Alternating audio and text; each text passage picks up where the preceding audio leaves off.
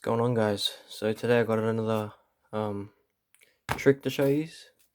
So basically these nylon bushes at the back tend to break. Mine aren't exactly broken, but yeah, if they break and you want to remove them or you go to like another one and you want to grab like it off that to replace yours, get a socket like this, a 5.5 millimeter one, put it on there because it's kind of hard to press all the tabs at once. But if you use this,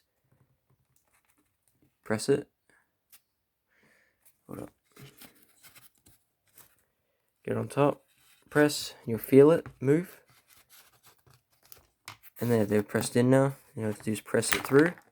It should come right out. That's how you get them off without breaking them. There you go.